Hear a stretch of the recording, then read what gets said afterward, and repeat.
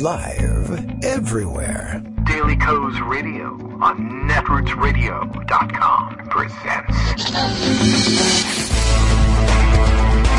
David Walton. Kagro in the Morning Show.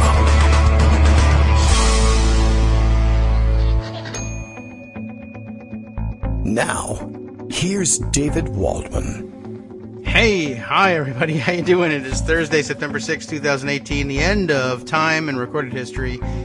Really no point in keeping track of things after this. LOL, YOLO, nothing matters. I don't know. Well, we'll have Greg Dworkin on here to tell us why all these things matter and restore our sanity to the extent possible. But what a day, eh? I don't know who the president is. Do you? I don't know who's pretending to be the president. Do you?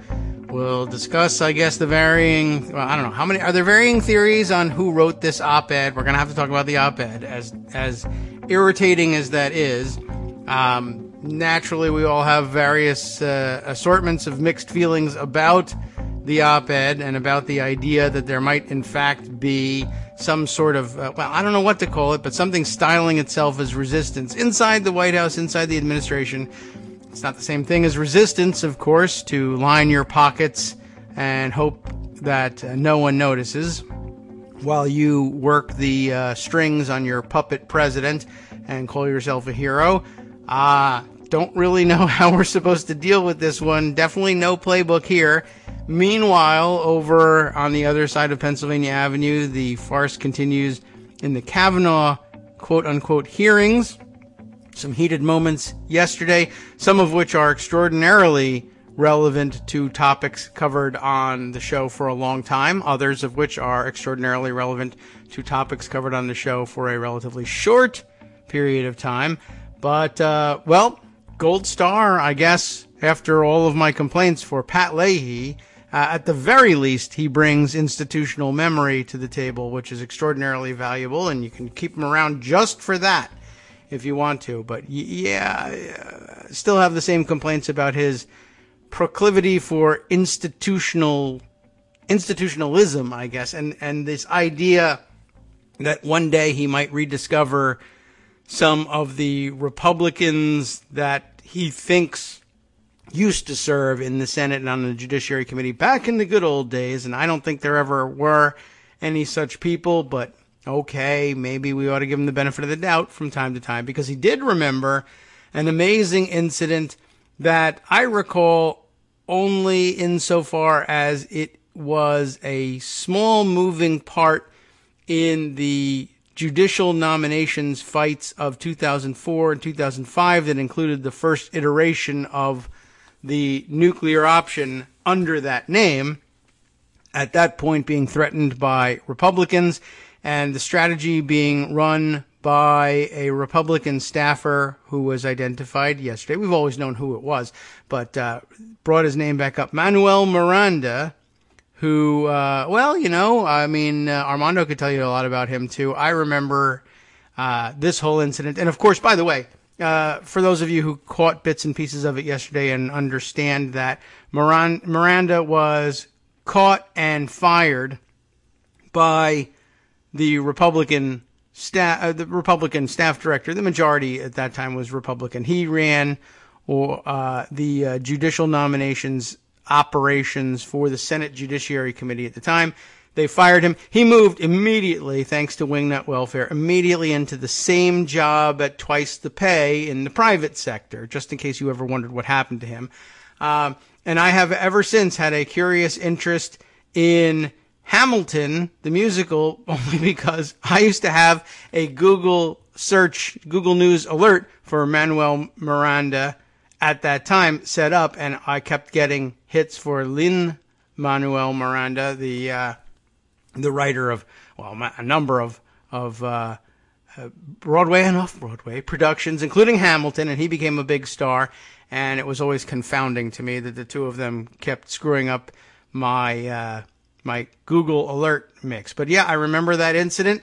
I remember that he was busted for what, essentially, and I assume this is why, part of the reason why Leahy brings it up and frames it this way, essentially for doing in the Senate Judiciary Committee what Republicans are accused of doing to the 2016 presidential election, skewing the results and ruining our ability to get realistic, if Democratic results are realistic, Democratic results, small d, Democratic results, out of our adversarial process and out of our electoral process by stealing the strategy memos, emails, documents, etc. from the other side's servers, and then pretending that information just fell onto their laps through, as Miranda said, intelligence purposes.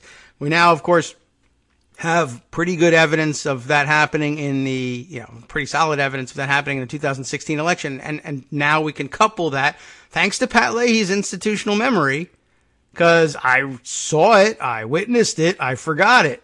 I didn't suggest that anybody question him about this in the hearings. That's Pat Leahy's doing, or his staff's doing. But whoever's it was who's responsible for the institutional memory there, gold star for you, demonstrating that, this happened a lot longer ago than 2016. Republicans have been pilfering electronic strategy memoranda from Democrats and using it for partisan political gain for a very long time, since at least 2004. And, gee whiz, how did anybody know that Republican strategists, including Brett Kavanaugh, might be amenable to the very same play in 2016? And isn't it a great idea to put on the Supreme Court not only somebody who believes the president can't be investigated for anything, but somebody who originated the playbook of how to steal the other side's emails and use them to partisan advantage? And now we're going to ask that guy whether or not that can be investigated, and can you blame the president or indeed anyone for doing such a thing? And he's going to come at the question with an internal bias. I did it, and it was awesome. I am a Republican. This person's a Republican. Why don't we let this go? And if you think he won't just simply flip the playbook and work it the other way when there's a Democrat in the dock, you weren't paying attention to what he was writing all this time. But that's not the only person who scored points yesterday. We'll let Greg start to tell us about some of that, though. I imagine you want to have some discussion about these things, unless there was a poll in Indiana or anything. Right, which there was, and Donnelly's up by 6 points. But yeah, we can talk about this a little bit. I was going to leave most of this to you. No, that's I was going to talk mostly about the Joe Klein op-ed in the New York Times. So, was it anonymous? He wrote primary colors secretly. Okay. Washington went crazy about it, trying to figure out who it was, because what happens in Washington is that it's way more important to know who it is than it is to actually look at the substance of anything that anybody says. Right, or do anything about the guy doing it. Or do anything about it. But I'm going to spend a lot of time on that. But as far as the hearings go, there were some pretty fascinating things that happened in the hearings. And I'm glad you said what you said, because I don't know if it's Leahy or his staff, but the staff doesn't get enough credit for preparing the senators for these things.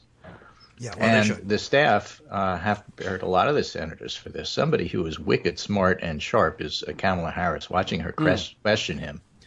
Yes. And her questioning was interesting in the sense that she started to ask him whether or not he had ever discussed the Mueller probe with anybody. Did you discuss it with Trump's personal lawyer, Mark Kasowitz?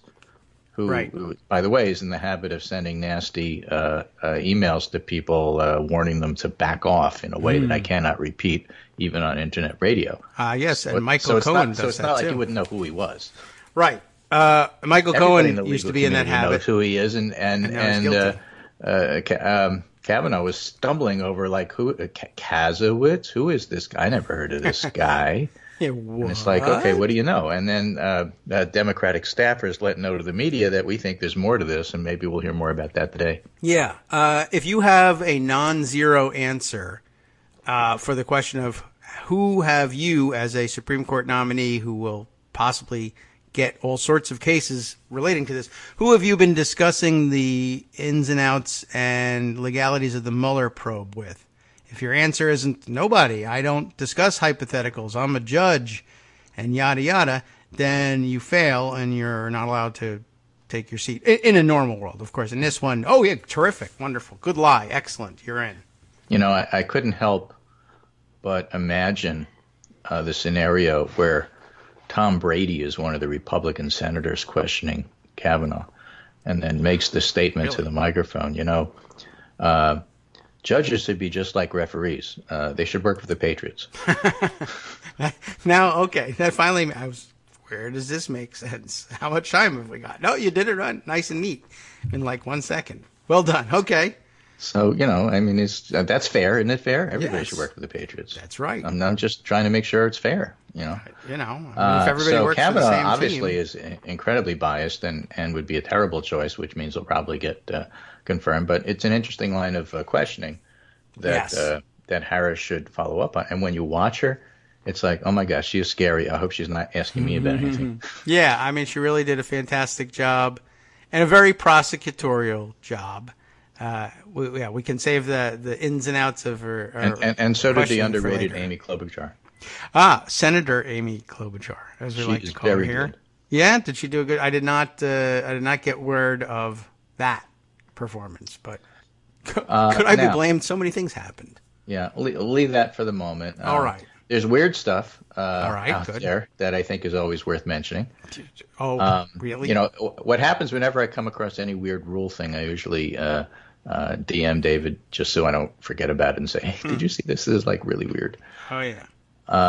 So I was looking at Twitter and I see this new. The GOP steering committee is mulling new punishments for rebellious lawmakers.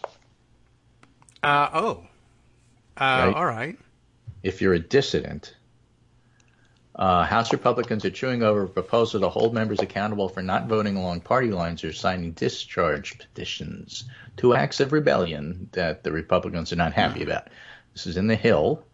Representative Austin Scott pitched the idea on Tuesday to the steering committee, where it received a warm reception, of course. But the panel decided to hold off on voting until after the midterms. I wonder why. Okay. The steering and policy committee is important. Gideon, we were just talking about that in email. Okay.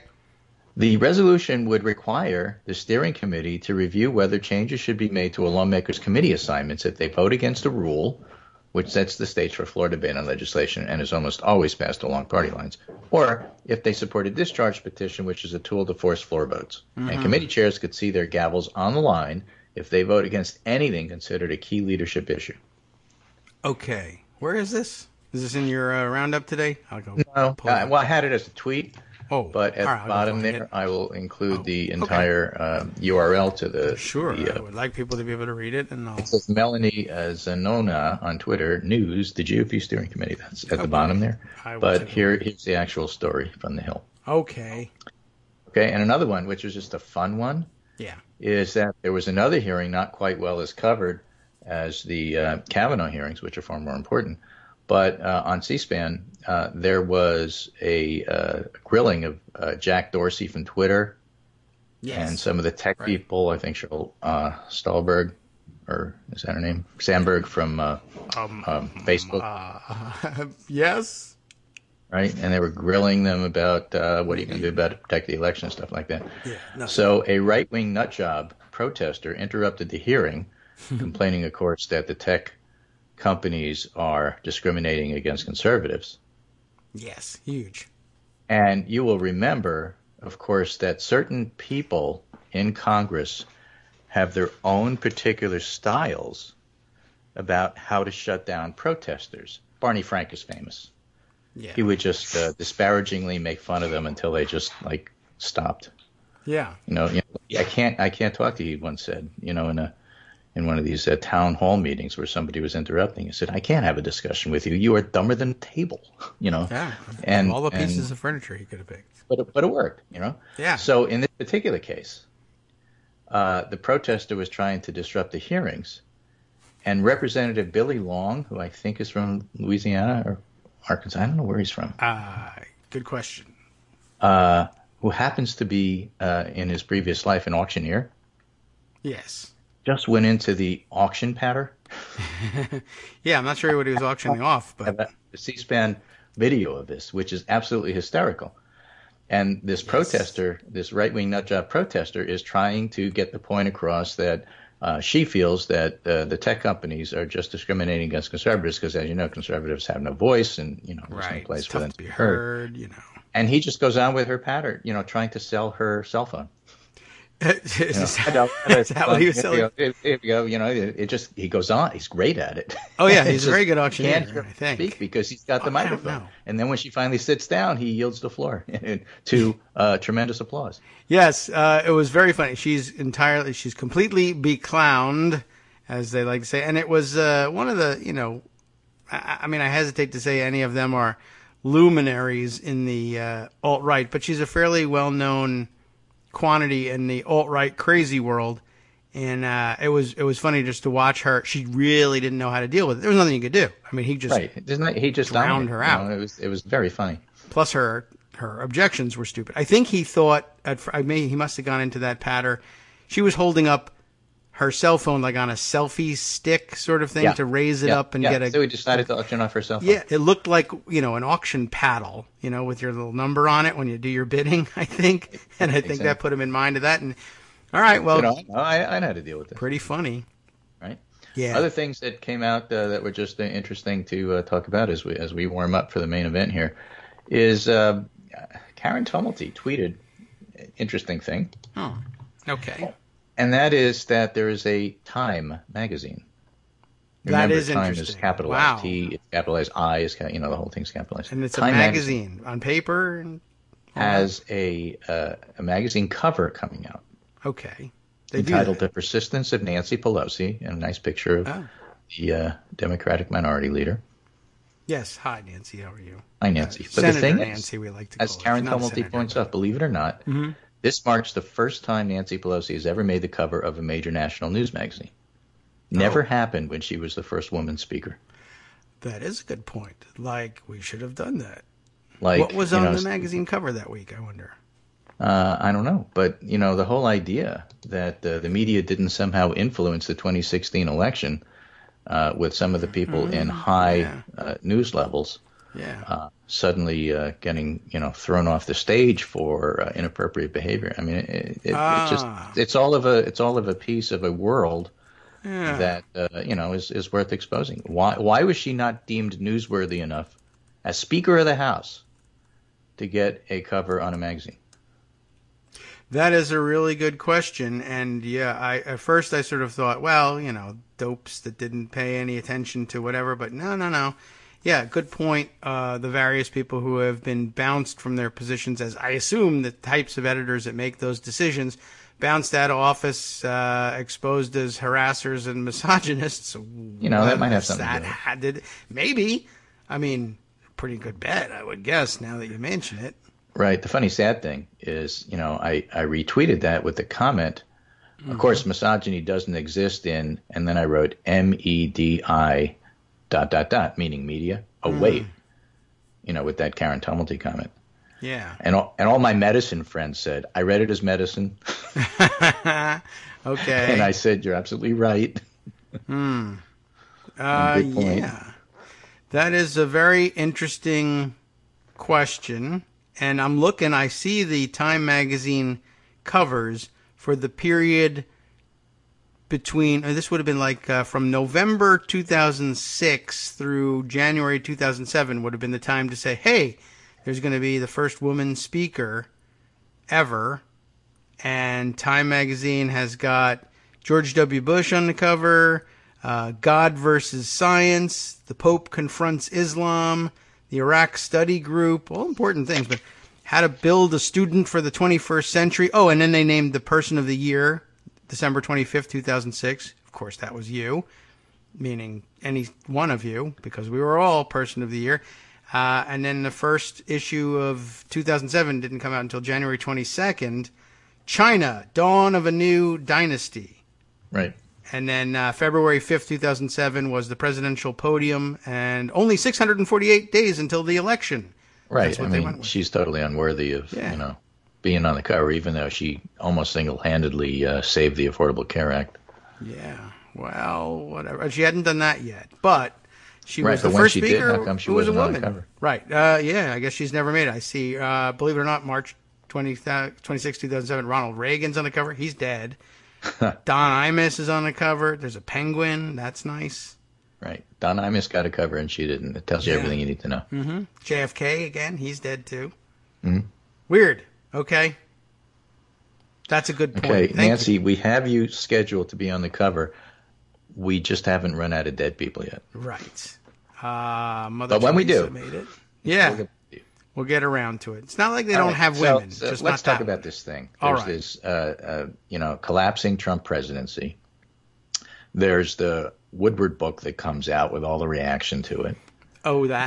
Which, by the way, there was this earlier Fire and Fury book. Yeah, I remember that. That everybody said was all made up, Michael Wolff. Yes, and right. it turns out that both the Woodward book and the op-ed in the New York Times basically confirm a lot of the stuff that's in that Michael Wolff book that everybody was disparaging because they didn't like the author. Talk about how media works. Media is like, high school. Yes, even media figures I typically like and agree with have once again infuriated me over the last day or so. Like, well, gee whiz, maybe this isn't true. Well, you know what? It's true. Just stop already. What are you defending That is the frustrating thing. Everybody knows it's true. It's an open secret throughout Washington. Yeah. You ask Bob Corker about it, and he says, yeah, sure, of course. Everybody knows. Yeah. There's nothing false about it. Not Woodward, who's, as we talked about the other day, reports with the doggedness of a historian in terms of documenting everything. And then this op-ed, is revelatory in its own right in regard to the thinking that's going on in the White House. There's nothing untrue about any of it. Now, there's a lot bigger stuff going on, of course. That is to say, Trump is incompetent and needs to be shielded from his worst impulses, which all of the books say. But of course, Washington is consumed with the game of, okay, who wrote it? Yeah. So, not that it matters. But that's okay. That's kind of sort of understandable. We have a list of people who claim they didn't. I mean, Mike Pence says he didn't. Ted Cruz says he's not the Zodiac killer. Yeah, right. There was a very interesting forensic study about Pompeo says he didn't do it. Okay. Okay, fine. Dan Coates says that Mike Pence didn't do it. Interesting. No, actually, Dan Coates didn't say anything. All right. But then again, he's the Zodiac killer. So, last night on Lawrence and Ron Klain both came to the conclusion it was probably Dan Coates for the simple reason it needed to be somebody senior who wasn't afraid, who was basically YOLO about all of this, and concentrating on both national security and traditional conservative free market stuff. And Coates fits best. Okay. So they figure it's Coates. You don't like the lodestar theory? And the lodestar theory is because Mike Pence likes to use that word. It's been reported by Axios and others months ago that whenever somebody in the White House leaks something, they try to use the style of someone else as cover. Very smart. Okay. And, reporters Heilman and others say this is traditional for whistleblowers. They do that all the time in order to protect their job. Right? Yeah, it's a good idea. So the giveaway in the piece there was not only the lodestar, yes, but another comment buried in the piece when he said something like, I ran it by mother and she said it was okay. Yeah. It's not Pence. Pence didn't do this. Okay. Just because if they took Trump out, he'd be president has nothing to do with any motivation that anybody might have to put something like this out. Yeah. Well, I like the idea of trying to blame it on him. That's going to confound Trump and make him even angrier. I still think it's good stuff. Or maybe Joe. I think the Russians wrote it. Right. And then another theory out there, of course, is if any of you are old enough to remember a book called Naked Came the Stranger. I think it was 70s. It was a kind of racy book, kind of like 50 Shades of Grey. The purported author was somebody named Penelope Ash, but in fact it was a committee of like 24 journalists who got together and decided just this is a spoof. They were going to try to write a similar style book. Everybody took a chapter, so each chapter had a different author. Like nobody noticed that the chapters were all different, but that didn't matter. It was a bestseller. And then months after the book came out, they all revealed themselves as the author. It was a group effort like Murder on the Orient Express. All right. Well, I did not realize the back. I recognized the title. Didn't read the book. Probably wasn't reading much more than Sesame Street, at best. When did you say it came out? I don't know. I want to say 70s. All right, go ahead. Could have been earlier, could have been later, but something like that. Yeah. Anyway, but the idea is that it's a group thing. Yes. Right? I don't think there's anything to the rumor that it was Melania. I don't think she can write this well, and besides, I don't think Michelle has ever written it, so okay. She wouldn't have anything to steal from.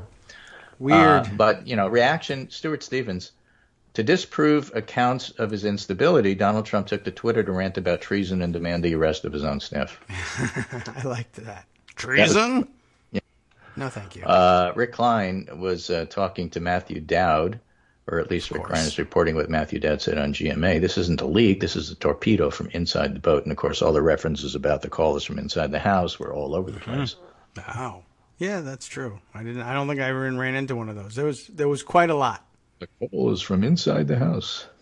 Okay, so but let's have a little bit more opinion on this. I'll give you some quickies, and then we'll go into a depth after the break. David Rothkopf, who's a foreign policy expert. If the anonymous op-ed is accurate and its author is in a position of influence, and one of the big arguments is it a junior person who's pretending to be a senior person? Only the New York Times knows. Then writing an op-ed is not nearly enough. The country's at risk, and these self-appointed but secret saviors are arrogating onto themselves a responsibility and powers they don't and shouldn't have. If the president is unfit and immoral, which is what the article says, then they should be going public en masse and bringing an end to this, demanding action from the Congress. Exposing facts behind the risks, even providing evidence of the risk, quietly saying we've got this is not enough, nor is it right. They swore an oath. Yes. And it's confessing to a kind of patriotic coup. That's not how our governmental law should serve us. Patriotic, nothing patriotic about it, but well, lots of debate of it, and varying levels of reaction, of different levels of disgust. I don't think anybody really thought fantastic, all around a great performance by our anonymous author. But we'll see if we can come up with one, perhaps in the next 2 minutes. We'll be right back. Hi everybody, it's me, David. Let's change things up from the old fundraising pitch for just a minute and talk instead about how you can be a part of our show. If you've got a smartphone or any other electronic recording device, why not sit down and record a segment for us? Read us an important article and give us your take. Read one of your own original essays, or even just give us your commentary on something you'd like to share that's important to you. Then send the file to me at kagrox@gmail.com, and I'll try and work it into the show. Short segments, a few minutes in length, are easiest to fit in. And of course, I can't always guarantee that I'll be able to play everything, but if you've ever shouted at your radio or TV about something you wish was being covered, here's your chance to change that. Make the show your own. Send your submissions to me at kagrox@gmail.com.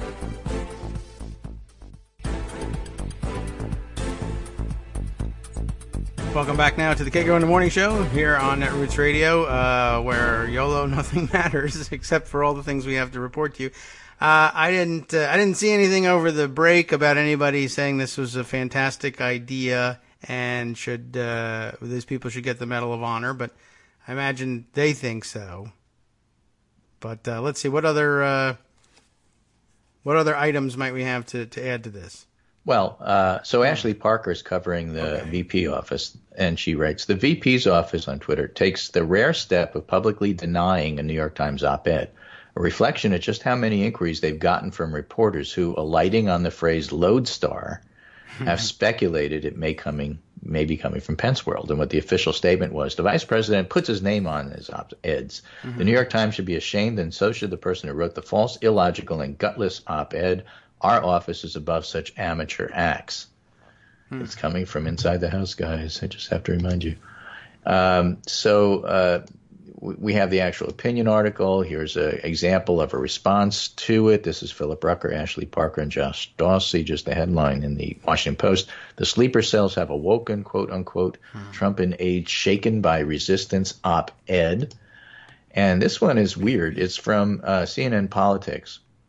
A warning if you click on it, it's got one of those autoplays, because CNN always has autoplays. It's by a fellow named Stephen Collinson.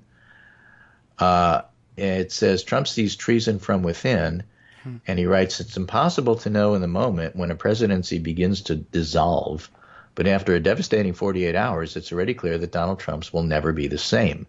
Whether your view of Trump is behavior in his presidency, Washington is watching the opening act of a stunning attempt to topple the elected leader of the nation.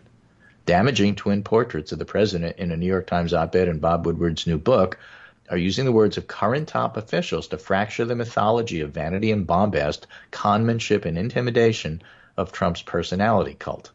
In an attack from an enemy within, top officials who see Trump up close, including one calling the band of renegades the resistance, are finally daring to say, albeit under Washington's invisibility cloak of anonymity, what outside critics have long believed. I would say long known. Yes. They warn the President of the United States is not only unfit to be the most powerful man in the world, but it's a venal mix of ignorance and ego, pettiness, malignancy, and recklessness that is putting the Republic and the world itself at risks. And talks about the fact why Trump isn't very good. We all know that.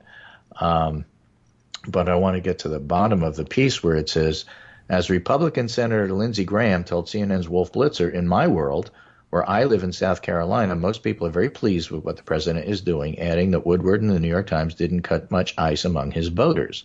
But make no mistake, in Washington at least, Trump is fighting for his presidency against forces trying to tear it down from within. So, I mean, that's pretty bold writing for a major news outlet, middle of the road, major, standard media outlet saying stuff like that. Because, in fact, it's true. That's what's happening. It really feels like, some line has been crossed, and now people have been given permission structure to talk about stuff out loud that they only talk about behind closed doors. Well, and of course, Trump started it because he insulted Southerners and their accent. I guess that's true. Which is the worst possible thing he could do, because that's about the only thing that Republican senators criticize him for. The whole thing is kind of amazing, and it is somewhat bold, at least for a mainstream publication, although one also wishes perhaps... Which tells you something about mainstream organizations. Yes, basically, because you're still left wondering, why don't you say something to Lindsey Graham... Right. Another 10 years of that, he might actually let you blog. Yeah, I guess so. I remember you're famous, right? You ran for president once. What did you say about Donald Trump to your own constituents about him? I'm just curious, and why it's so very, very different. Oh no, my constituents love him, and this doesn't cut any ice with my constituents. You said he was the most moronic person ever. Me. Yeah, I don't know. I mean, I didn't bring that up. Why did you bring that up? Oh, I'm just saying. Yeah, I don't know. The whole thing is obviously pretty insane, and of course, all the things that they just said are things that I would have told you off the top of my head about Donald Trump had you asked in 2015, 14, 13, 12, 1995, 1985. I would have told you that, but whatever, So just Rick Wilson, wait for it. Yeah. He's got some pithy things to say. He says, a quick memo for deep state throat. That's what he calls them. The White House New York Times op-ed writer. Okay. First, golf clap. Half marks. Okay. Golf. You know what you're doing in service to Trump is morally indefensible, but you're trying to, but Gorsuch, yourself out of the ethical hole. This tells me you at least have some vague survival instinct and know that you need a marker on the board for when the walls close in for the last time. I want you to apply that survival instinct and look to the near future. 3 things are coming, 2 of which are sure. A, you know the system of subverting Trump you boasted about is marginal and unstable. Your wins were small, and now they're over. B, you know Mueller is coming, November's coming, and all the easy days are over. C, most importantly, you're going to get caught. I know. You were careful. The burner phone, the off-campus only contact, the careful OPSEC. You're still going to get caught. It's okay. You should welcome it. It's your chance to do the actual right thing finally. Before they bust you, you need to build an exit message plan. You need to have a stack of stories. I know you do. You need to go public fast, get in the daylight as quick as you can, not like Omarosa, but like a true whistleblower. Now, here's the hard part. Your only value now is in pulling down the entire system. First movers, book deal. Last movers, welcome to Arby's. Where you'll be working, because that's the only job you're going to be able to get. The value of the 10th asshole from the White House who says, I saw all this crazy, terrible, illegal, dangerous stuff and still tried to help is exactly 0. Nobody in the White House will help you. Nobody there can help you. The edifice is crumbling. The king is mad. No amount of tweeting, no rally, no Fox filibuster will save it. Run before they catch you. Tell it all. Save yourself. Help save the country. I guess so. I will endorse that as part of my strategy to help pretend that there's something productive that they can do in order to lure them into custody. That's as far as I go with it. Right. And custody. Come and get your Presidential Medal of Freedom. Yeah, exactly. Here. I'm going to put it around your neck in this heavy chain. Yeah, right. And believe me, you're lucky it's a chain. It was really supposed heavy. to be a rope. Right. It's got a lock on it. Yep. So this is a constitutional crisis, writes David Frum. Other people write it's not. It's a democratic crisis. But Frum writes it's a constitutional crisis. A cowardly coup from within the administration threatens to inflame the president's paranoia and further endanger American security. And this is the argument against what this guy did. Again, okay. Right? It'll have no effect whatsoever, make Trump even more paranoid, where he's more likely to do something really, really dangerous. What have you accomplished? What was the point? Ironically, I have to give, I have to say there's a lot of valid points here. I don't know if I would have written the same thing or would agree, but that's true, and that's true. However, right. Well, maybe something good will come out of it. Maybe it'll empower other people to do something. Maybe. Impeachment is a constitutional mechanism. And, of course, it's also permission structure to talk about the 25th Amendment and impeachment. Yes. Impeachment is a constitutional mechanism. The 25th Amendment is a constitutional mechanism. Mass resignations followed by voluntary testimony to congressional committees are a constitutional mechanism. Wow. Overt defiance of presidential authority by the president's own appointees, that's a constitutional crisis as opposed to a constitutional mechanism. If the president's closest advisors believe he's morally and intellectually unfit for his high office, which is what this article said, it highlighted the fact that the president is amoral and unfit for office. Forget about who wrote it. That's what the guy's saying. If the president's closest advisors believe he's morally and intellectually unfit for his high office, they have a duty to do their utmost to remove him by the lawful means at hand. That duty may be risky to their careers in government or afterwards, but on the first day at work, they swore an oath to defend the Constitution, and there was no riskiness exemptions in the text of that oath. Well, that's a fine traditionalist view. I'm glad to have it as part of the discussion. As legal realists, I assume I would certainly, and Armando would tell you as well, undermining the president at every turn is as much a constitutional mechanism as anything else. Constitutional crisis itself, provoking constitutional crises, is a constitutional mechanism as well. It's constitutional hardball. You absolutely have every right to do that and defend it in court. You may go to jail for it in the end, but by no means is there anything that will stand in the way of your gumming up the works for as long as possible. Right. And you show me the Constitution where it says you can't. And you can't fall back on, it's a constitutional mechanism if, in fact, for a year or longer, or maybe even decades if you consider Fox News, what you have been attempting to do is undermine norms. Mm-hmm. These constitutional mechanisms work because people assume a lot about them and they put faith in them. And it is faith. It's not science. And the fact, here's a perfect example. There's a constitutional mechanism assuming that the Constitution is the basis of the laws for putting Robert Mueller as an investigator to see what's going on. Mm-hmm. And in fact, that's been challenged in court. Manafort did it several times, and the courts kept saying, no, it's a legal thing. You know, Mueller's allowed to do this. Manafort wanted it dropped. Several other of the people who were being investigated went to the courts and said it's an illegal investigation, and the court said, no, it's legal. You should do this. Okay? So there's a constitutional mechanism for Mueller to do what he's doing, except Trump turns around and says, no, it's all a witch hunt. Right. So that is undermining the constitutional mechanisms by breaking norms in order to have people lose faith in the fact that this is a standard and reasonable thing to do. And that's where the constitutional mechanisms and the breaking of norms go together hand in hand. You have to have a certain faith that the mechanism is the correct one and that people will trust that, it goes and happens. And that's the trouble when one side decides not to play by the rules and break the norms. It's true in Congress, and that's why nobody respects Congress. It's true with Trump, and that's why nobody respects Trump. Right. And that's what happens here. I'll add then these guys in the White House decide, okay, well, we're going to take care of it. We'll just be the heroes ourselves and just do it all ourselves. Mm-hmm. Let's do it live. Yeah. Well, I will add though, this is the problem with Kavanaugh and Gorsuch and other of his appointees to the courts whose job it is to come and validate the upside down view that all of this is fine and dandy, where, the Mueller investigation is illegal, unconstitutional, and a real court says, no, it isn't. However, why don't we change the composition of the court and put people on there who, for no good reason, will say, oh, it is. And now your understanding of what was constitutional, guess what? Here we are again. You were wrong the whole time. You thought you understood the Constitution, but we switched the document on you. We put in people who said, this doesn't say this. It says the other thing, the opposite. Oh. Right, in the simplest terms. And now you're stuck. David Frum, at that point, by the way, is stuck saying, by gum, they're right. Well, because it's been validated. And the problem here in its simplest terms is that the Republicans say, we won, and the Democrats say, you cheated. Right. And therefore it's not valid. Yes. You broke those norms. Right. And the Republicans say, no, we didn't, and the Supreme Court will validate us.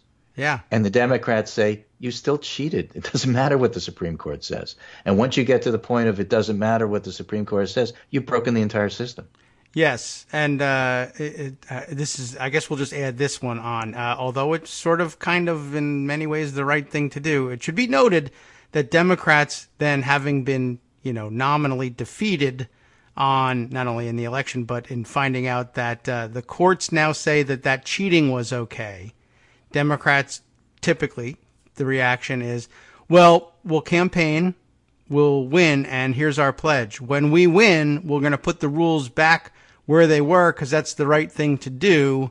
Because the norms were okay. Yeah, they were okay. And yet, in the meantime, what ends up happening is, well, okay, the Republicans say, well, our survival then clearly depends on our continuing to cheat. And so we will. And the Democrats will stand there and say, you keep cheating. And they keep saying, we keep winning. And if you don't like it, we'll pack the state Supreme Court. Yeah, right. They've done that this year. That brings me back to the Pat Leahy example, where I have mixed feelings about this whole thing, just as you did in the Pat Leahy. He said, your people are cheating. He wins back the chairmanship and then puts back the blue slip rules, and they use it to block Obama's judges, for the entirety of his term. And then, of course, the ultimate indignity of blocking the Garland hearings the whole time, and here he is scoring points again. But if the gavel came back to him, do you think blue slip rules would come back? Yep. Would they use them to cheat? But that's the asymmetry of the parties. That's why Steve Schmidt says that the Democrats always bring a butter knife to a gunfight, because basically the only way to fight that, in his view, remember he's a former Republican, is to be as ruthless as Mitch McConnell and the rest of them. Yeah. The problem is, if you're like that, you're not Democrats anymore. You're Republicans. That's the whole point. In many ways, I guess that it is a point, although I do sometimes say, well, we ought to do it anyway. And it's mixed feelings. That's what we'll do with the show. We'll just talk about the nuance of these things. Right. And they are important, and the process is important. Anyway, what's Frum's advice? Speak in your own name. Resign in a way that'll count. Present the evidence that'll justify a 25th Amendment invocation or an impeachment, or at very least, the first necessary step toward either outcome, a Democratic Congress after the November elections. Your service in government is valuable. Thank you for it. But you know what? He's right. This guy should identify himself, resign, and say, if I were you, I'd all vote Democratic in November. That's how he could help. That would be He won't helpful, do it, but that's what would be more helpful than anything. If John McCain, before he died, had resigned his seat and gave it over to an election, or said, this Congress is awful, you better vote Democratic, that would have been more helpful. Didn't happen, wasn't going to happen. That's okay. But, let's be real about who's the real hero here. I don't know who it is. But it's not the people who are anonymously hiding behind whatever they claim to be in terms of resistance, because after all, it could be Hugh Hewitt doing this, right? Because it's all about judges. I guess. We're just doing this. We're trying to prevent World War III because it's all about judges. Right. The Russians, I'm telling you, they just want more chaos. Yeah. So, it's infuriating to all of us. But that's the whole underlying point here, is that all of this chaos, may I use that word? Yeah, it's yours. We've been using it since day one, is in open secret in Washington. And that's the infuriating thing about it. Everybody knows this is true. You don't have to argue about whether or not what's in the op-ed is true or not. It is true. The question is who wrote it, because everybody knows the content is true. Mm-hmm. That's not what they're arguing about. So now we're back to the question is who wrote it. Okay. Well, it's easier to do that because that's what they do, because they're a high school clique. But at the same time, and of course, guessing it polishes your creds for being a savvy reporter. There's lots of questions one could ask about the whole mechanism of the New York Times doing this and then shielding the identity from the news side. So now the news reporters in your own organization are trying to ferret out who your editorial people had on their editorial page in their own paper. That's another, show worthy in and of itself. But the fact of the matter is we have somebody unstable and amoral in the White House, and what are we going to do about it? That's really the bottom line, always and ever. Okay. What's going to happen? This guy's going to get impeached. I guess so. It's just a question of how you get there. And so the Democrats will say, we don't want to talk about impeachment. It upsets independents. We're going to say we need to be a check. What does that mean? The process for being a check is 25th Amendment or impeachment. Be a check. Well, if that's where the process leads us, so be it. But the idea is to do investigation and oversight. Fine. Do your investigation and oversight, and then impeach them. I guess so. I mean, that's one approach to it. Maybe this is a fair trial, Yeah. Just investigate him and then hang him. Okay. At this point, why not? We might as well.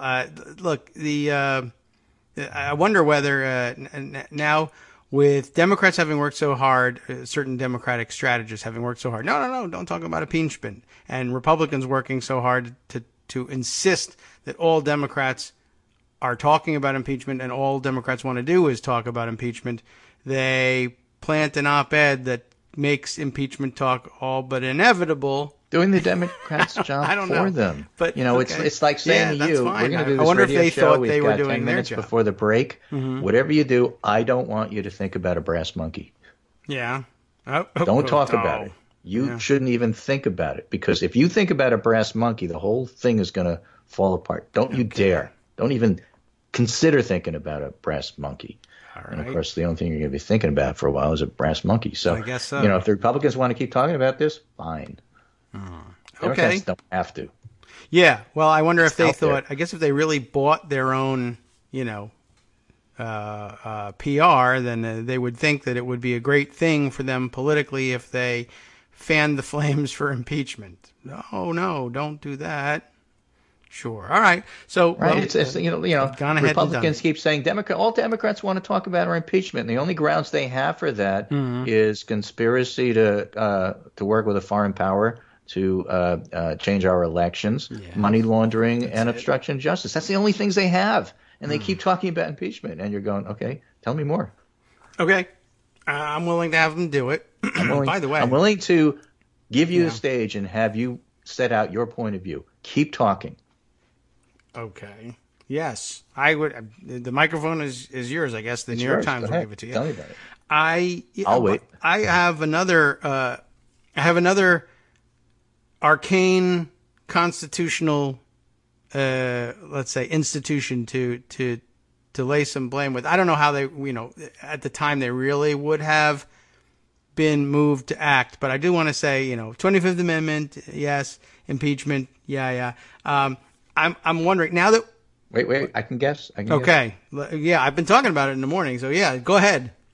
You're not happy with the Electoral College. No, I'm not. I'm wondering why. I mean, we were all told in civics class one way or another, why do we keep such a bizarre and undemocratic institution at all? And of course, the answer, typically the answer to get out of the discussion, civics teachers say, well, the founders thought that would be a last-ditch check against the popular election of someone who was, let's say crazy, incompetent, mentally unfit for office, compromised by a foreign government, et cetera, et cetera. And finally, when would that ever happen? And then it gets laid on our plate for all to see, and the Electoral College says, the shrug emoji, nothing I can do. My hands are tied. Even though you see them shrugging, they're out here. They're not tied, but I say they're tied. They're metaphorically tied. There's nothing I can do. And in many cases, supposedly, they are tied statutorily, but that would make for a great case. First-year law students, does a state statute tying their hands in how they vote in the Electoral College matter at all in the federal law? And is it entirely unconstitutional as a result? But they sat there, and people were saying, don't do it, Electoral College, petitioning the Electoral College at the time. Elector. Yes, don't do this crazy thing. He's an idiot. He's unfit for office. We know it right now. Okay, so for the radio audience, The truth is that I saw David's tweets this morning. I wasn't that insightful. Okay, but I cheated. I used Intel. I found out what he was thinking before he did it. What are you going to do about it? I'm still on the show. Too bad for you. Yes, there's nothing I can do about it. There's nothing David could do about it. Right. Sorry, everybody. After all this lecturing, I can't think of anything that we can do. However, if they, one of the other things I constantly tweet, if they do build this wall, there will be plenty of room to line you all up. Since my segment is over, I'll take myself out of this. Okay. And that's what the op-ed guy should have done. All right. That is the thing you should probably do at this point. All right. Okay. This is a very, very instructive discussion. Thank you so much. And thanks for listening, folks. This is Greg Dworkin, finished for the week here on David Waldman's Kagro in the Morning. He has the rest of the show. Maybe Armando can come on and talk about the hearings a bit. A whole lot is happening there. And, of course, they're going on now as we speak. But I will see you on Monday. We'll do it again. I'm sure something will happen. Every day is as stupid as the day before. That is true. No doubt about that. All right. We'll see what develops over the weekend and give this another try. Maybe. Yeah, take care. Okay. You do the same. Of course, it now occurs to me that there is some great chance that we will not do this. Not only because President Trump could annihilate all of us. He will kill us all. That was not a joke on Saturday Night Live. That was prophecy. But we hope we make it to Monday nonetheless. But Monday will be Rosh Hashanah, everybody, and we'll probably be busy with that. These Mondays, everything's getting in the way of our Mondays. And Fridays are not much easier either. Okay, well, we'll deal with that as it comes. It was going to be a busy weekend regardless. I don't know how we don't do a Monday on this, but maybe we just count on the world coming to an end by Sunday, which would be a tremendous waste of time because at that point we would just have finished, I think, at least the bulk of the work on my son's Eagle Scout project. And I hate to tell him the world would end at that point. But, I was going to say, we've done a good turn here. We've done a good service to the community. They just don't get to enjoy it. But for the moment, we'll know at the end of time that we did the right thing. That's probably no comfort. Okay, let's see. What do we want to catch up with? First of all, a question that we get put to us quite often. Hi, Mark. How you doing? How's everything going? My stepbrother Mark, everybody, asking the question, is it true? Many of you who have been listening to the show will know the answer. Is it true that the Dems could just walk out of the Kavanaugh hearings and deny a quorum? And the answer, I guess, the short answer, no, but also yes, but then no again very quickly afterwards. The question of a quorum in the hearings in the Judiciary Committee is this. Here's how we'll put it to you. YOLO, nothing matters. LOL, there are no rules. That's basically what it is. But if there were rules, and there are, and they're written down for everyone to see, and if you read them, not saying like, oh, you should read that before you ask me the question. Okay, if we were to pick them up and read them, we would find that the current rules in the Judiciary Committee to establish a quorum for conducting any business like these hearings is that there has to be a majority present, and B, I believe it basically breaks down to there have to be 2 members of the minority present in order to establish a quorum. So why isn't it the case that the Dems could walk out of the Kavanaugh hearings and deny a quorum? And the answer is because at that point, one of 2 things that I can think of off the top of my head would happen. One would be the Judiciary Committee would immediately change its rules and say, no, that's not the way it works anymore, and a bare majority can do it, and therefore we win. Or two, they could, in an analogous move to what the entirety of the Senate can do. Because we sometimes have this question asked this way. Couldn't Democrats walk out of the floor vote and deny the Senate a quorum to conduct the confirmation vote, let's say, on Brett Kavanaugh, or anything else for that matter?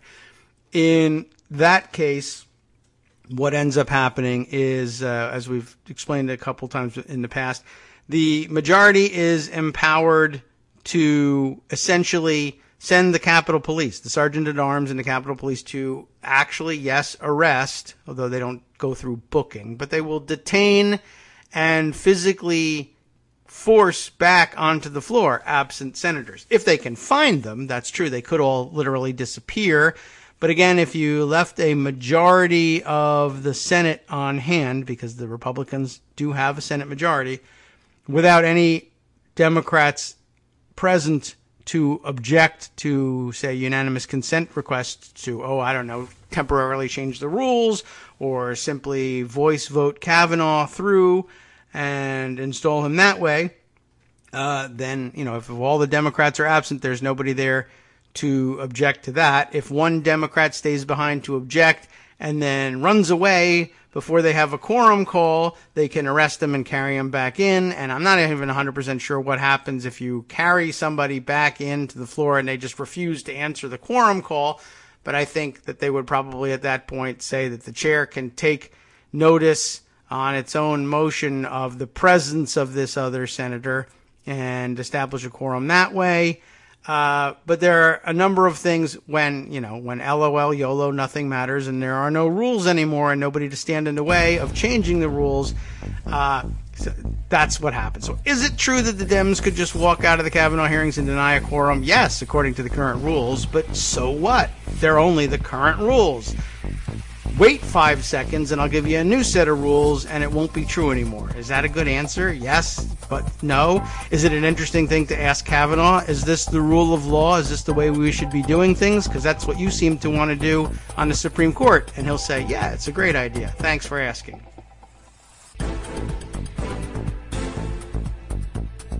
Welcome back now to the Kagro in the Morning Show here on Netroots Radio. Wow, too many things to pursue at this point. I don't know whether we're going to be able to coherently get to all of them. Maybe the best thing to do at this point, well, I will dive into a couple of threads that we have to talk about, and we will leave the door open if Armando is available, because almost certainly there are things happening in the Kavanaugh hearings, both from yesterday and this morning, that require address. And let's get to some of them. First of all, I guess we'll go with the news I had to repeat and retweet on from Elise Hogue, who was saying, put it this way, breaking, leaked committee documents show where Kavanaugh says Roe can be overturned.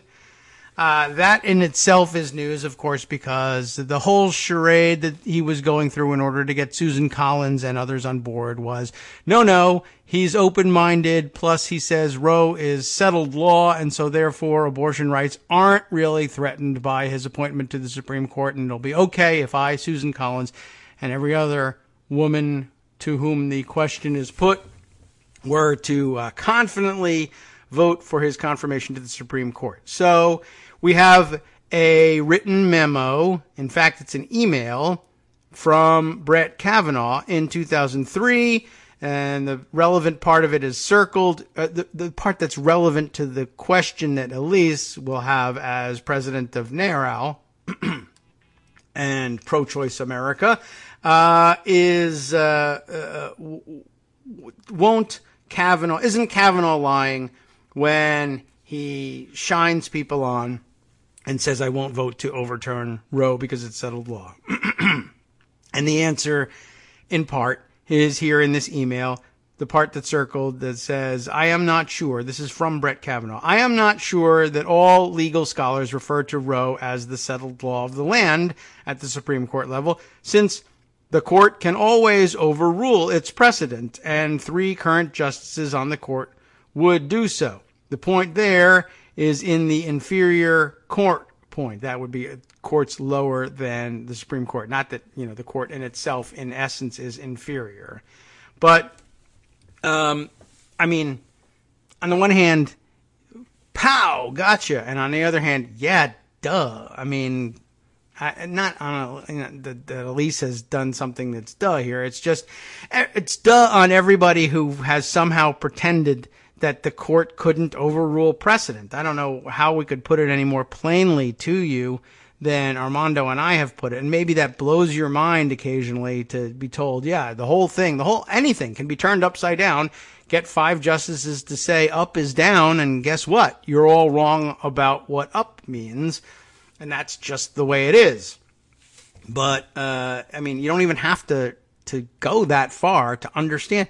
Yeah, of course the Supreme Court can overrule previously existing precedent. That's their job, actually. And they do it fairly often. And I don't know how you could have essentially, I don't know how they could design a high school civics course to allow you to pass without coming away with that knowledge. But all right, people don't.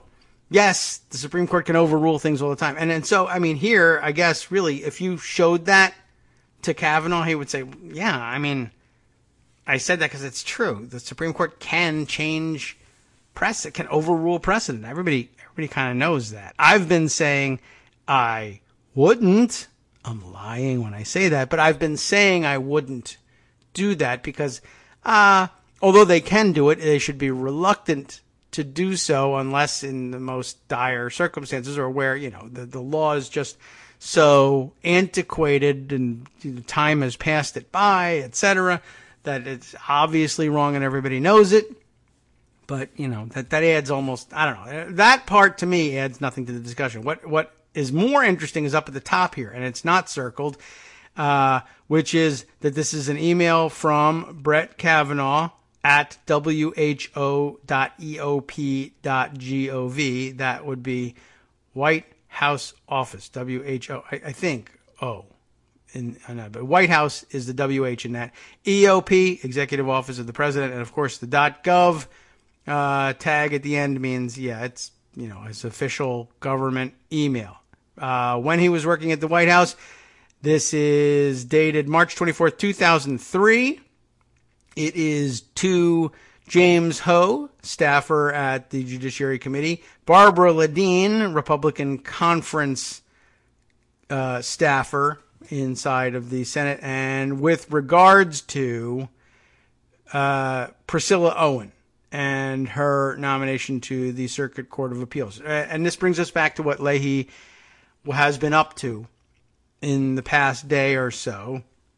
The story, again, in case you missed it either yesterday or at the top of the show, is that in the period of 2003 through 2005, and it is in the middle of this period that Bill Frist and the Senate Republicans are threatening Democrats with the nuclear option to change filibuster rules in the Senate such that judicial appointments can no longer be filibustered.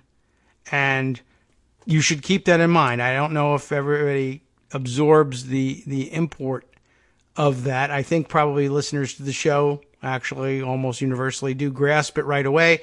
But since we're in the middle of this other fight, and you will spend all day, every day, and all weekend, if you're bold enough to discuss stuff this sensitive with Republicans or see Republicans blabbing about it on Twitter and you just don't know what to say to it, the answer is walk away. Don't say anything to it.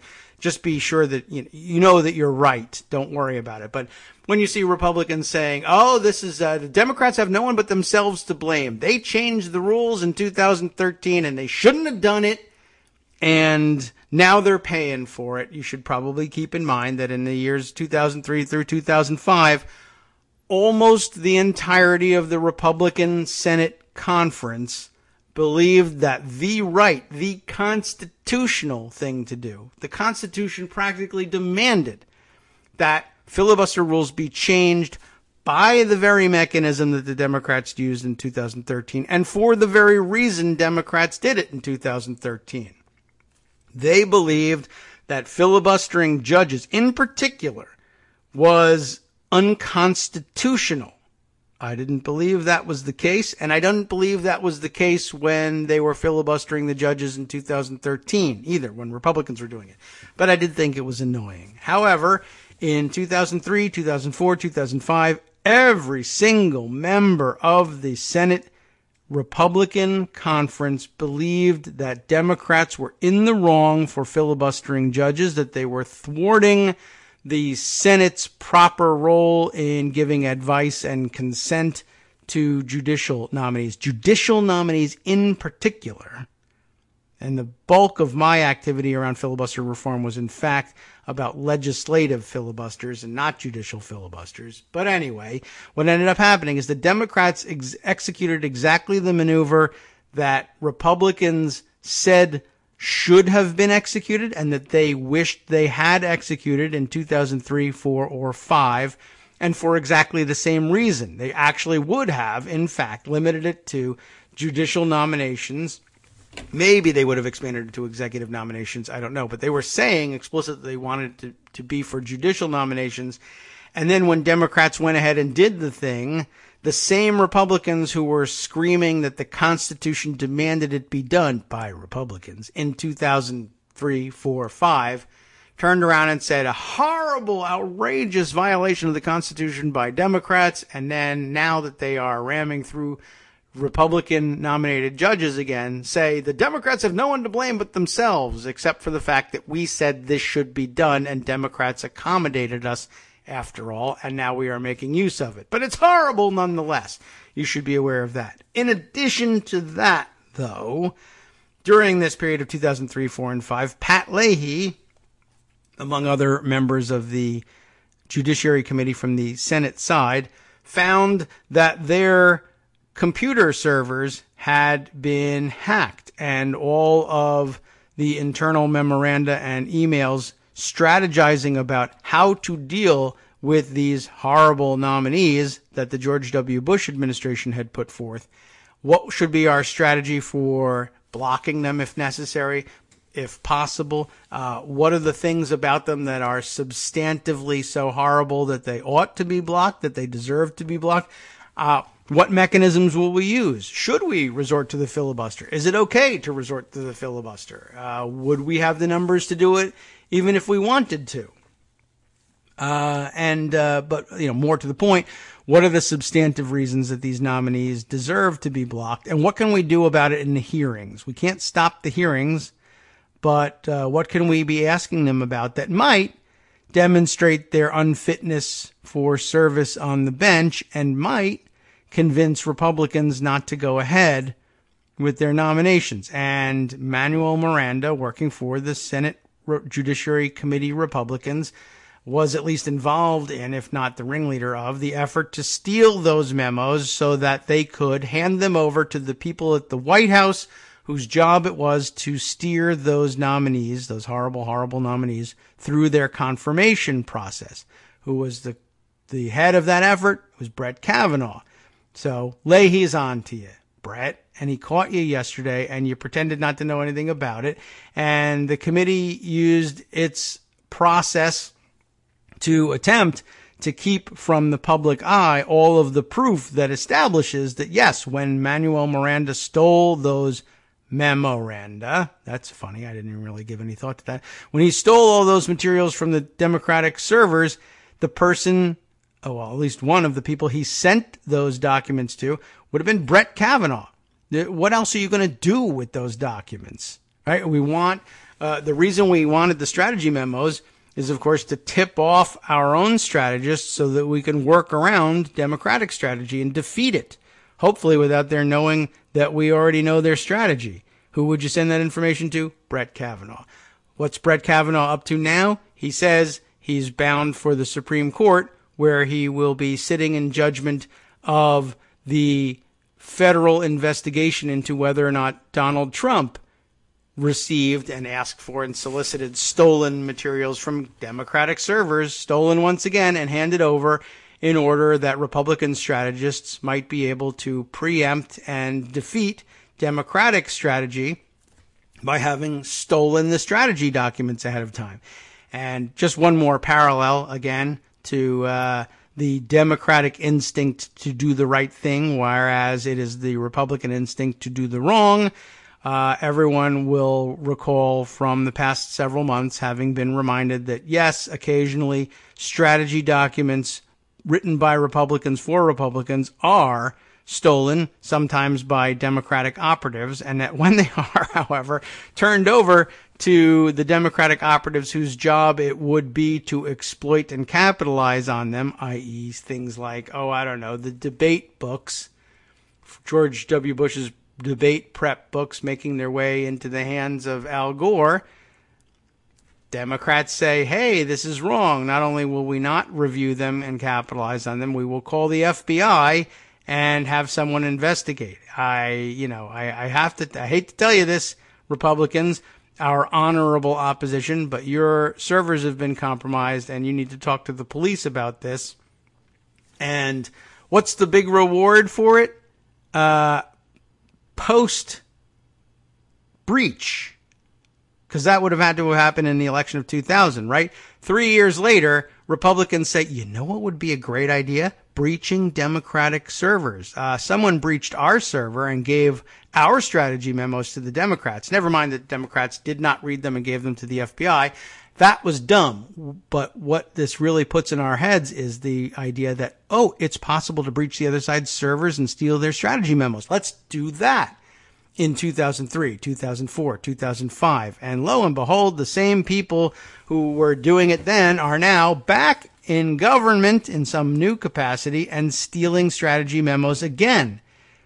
And some of them are up for seats on the Supreme Court where they will be able to rule whether or not an election is somehow illegal or invalid if one side has stolen the strategy memos of another side, perhaps in cooperation with that, now a complicating factor, a foreign power. Although I guess I can't rule out entirely that there weren't foreign powers involved in the stealing of the Judiciary Committee memoranda, although I just can't figure out exactly what their interest would be. But maybe it was just chaos, or maybe Russians got the idea that you could do that from Manuel Miranda doing it in 2004. Anyway, just thought it might be of interest to some people to know that the person that they want to put on a Supreme Court to rule on whether or not the questions presented by the thievery of Democratic strategy memos and emails during the 2016 campaign renders anything illegal, unconstitutional, or invalid is somebody who got where he got because he executed this strategy in the first place. Okay, just thought I would bring you up to date on all of that. And you can, I guess there's a little bit more detail now available. By the way, among the people discussing it on Twitter right now, Elizabeth de la Vega, who also was involved in the efforts to combat the overreach of the George W. Bush administration and their allies in Congress way back when. She's discussing it at the moment with Poli Sci, as she goes by on Twitter, DC Poll, P-O-L-L, Poll really is what it should say, DC Poll. But that and I guess we can now move to the strange case of the questioning as between Kamala Harris. Did you say Kamala or Kamala Harris? I think I would imagine Kamala Harris, and I don't hear it pronounced out loud enough. We're all talking about Amy Klobuchar, but forgetting to call her senator at the moment. But the questioning between Senator Harris, let's say, and Kavanaugh yesterday, which was perhaps not entirely clear what was going on between the two of them. And now I guess the fashionable thing to do for middle-of-the-road journalists is to profess confusion about what she was trying to get at. But I don't think there was much confusion, really. And I have this Chris Geithner piece for you, and I don't think he was confused by it. Kamala Harris and Brett Kavanaugh had a very weird, he says, exchange. Well, the headline writer says, weird exchange at his confirmation hearing about the Mueller investigation. The California Democrat questioned if Kavanaugh had ever discussed Mueller or the investigation with anyone who worked at a law firm founded by Trump's lawyer, which, you know, invoking the name of Trump is always going to raise eyebrows and scare people a little bit. More than 12 hours into Judge Brett Kavanaugh's Supreme Court confirmation hearing on Wednesday, Senator Kamala Harris raised a question about Special Counsel Robert Mueller's investigation that appeared to take everyone by surprise. Have you ever discussed Special Counsel Mueller or his investigation with anyone? Harris asked. And that's a good way to start the questioning, because you really shouldn't be, because everybody knows that you've known for quite a long time that you were going to be nominated to the Supreme Court. And even if we just take the announcement date as the starting point, it's been a long time since you should have been discussing anything like that with anyone. So, fair enough, fair question. Have you discussed it with anyone? And that prompts Kavanaugh to note that the topic is in the news every day and that he had discussed it, quote, with other judges, which I guess he thought was something he could get away with, but really they probably ought not to be discussing that either. But I don't see honestly, how they could resist the temptation to discuss it at some point. So I'm willing to give a partial pass on that. Then, however, Harris shifted to a far more direct question.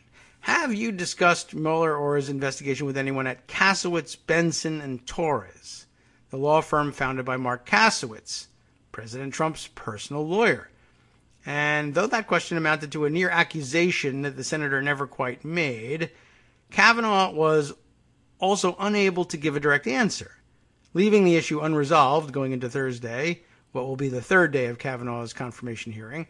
Nothing about such a communication between Kavanaugh and a lawyer for the Kasowitz firm has been reported previously, and the White House did not immediately respond to a request for comment on the exchange, but instead what happened at the hearing was a nearly 8-minute exchange.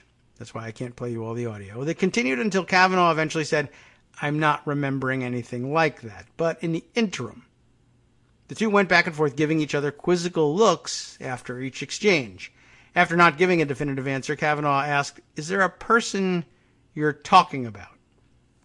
This was really the interesting part of the exchange that I saw yesterday. She's asking, have you ever talked with anybody at Kasowitz's law firm about Mueller?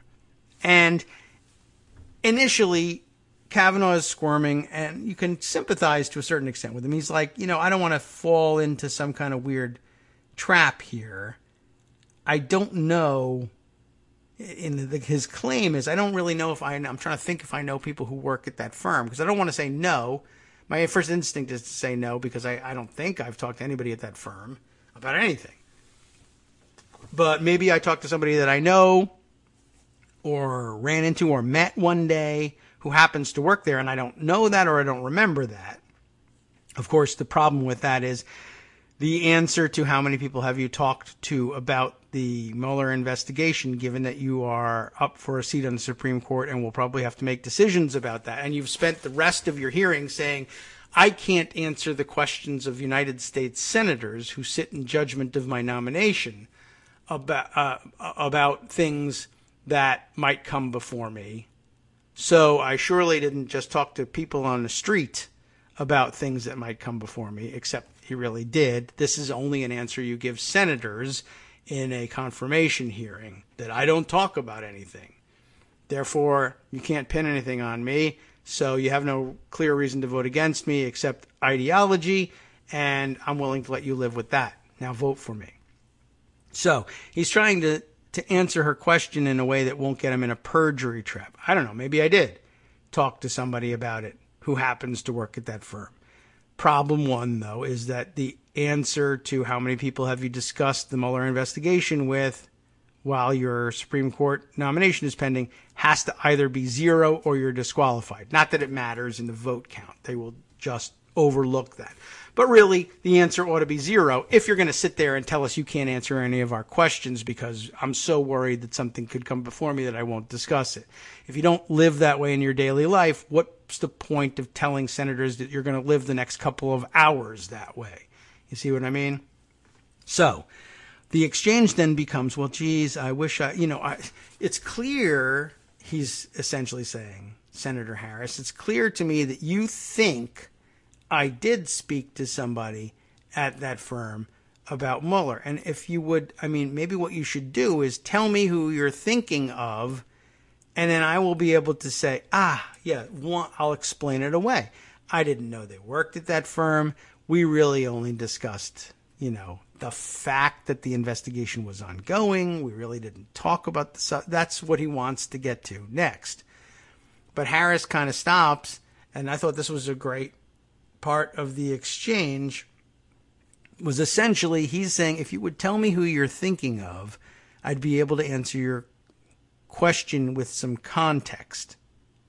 And she says back to him, I'll tell you what this really looks like is you pretty clearly do have an idea who you think I'm talking about. And I find it curious that you won't simply say who it is. You won't simply admit to having spoken to somebody. You would rather the committee not know anything about who this person is and what you discussed with them. And I find that curious. Why can't you tell us a little bit about that? The actual exchange, apparently, quoted here, says, I'm asking, Kavanaugh says, is there a person you're talking about? And she says, I'm asking you a very direct question, yes or no. Have you ever talked to anybody at this firm about Mueller or anything about it? I'm not sure I know everyone who works at that law firm. Well, I don't think you need to. I think you need to know who you talked with. I don't think, he says, I'm not remembering, but I'm happy to be refreshed, or if you want to tell me who you're thinking about. And she answers, you have an impeccable memory. How can you not remember whether or not you had a conversation about Robert Mueller or his investigation with anyone at that law firm, the president's law firm, right? His investigation has only been going on for so long. At one point, and this was interesting, Senator Mike Lee objected, saying there are a lot of people who work at a law office, and questioning whether Kavanaugh could be presumed to know everyone who works at a given law firm. During his objection, as happened throughout the proceedings, a pair of protesters stood up in the audience to object to the Senate's consideration of Kavanaugh's nomination until they were arrested and removed from the room by U.S. Capitol Police. Now, after the hearing concluded for the night, a Democratic aide said that they have reason to believe that a conversation happened and they are continuing to pursue it. Harris's staff did not provide any evidence to back up the questioning, but instead linked it to questions asked earlier in the day that Kavanaugh declined to answer about his views on executive power. From questions about whether a president can be forced to respond to a subpoena or be indicted while in office, to broad questions about whether he can refuse to enforce certain laws if he believes they're unconstitutional. Given the nominee's continued evasiveness on executive power and the ongoing special counsel investigation, it was notable that the nominee could not provide a simple yes or no on this one. A Harris aide later told BuzzFeed News, the senator is determined to get answers to all her questions. By the end of the day Wednesday, just a little more than 2 hours after it took place, clips of the exchange posted by C-SPAN were retweeted more than 5,000 times. And basically, there it is, and there's the key moment of the exchange encapsulated beneath the embedded video. Kamala Harris asking Kavanaugh if he's discussed Mueller's investigation with anyone at the Kasowitz Benson Torres law firm. Kavanaugh saying, I would like to know the person you're thinking of. And Harris answering, I think you're thinking of someone and you don't want to tell us. That was the key nugget, I thought. Great exchange there. Well done.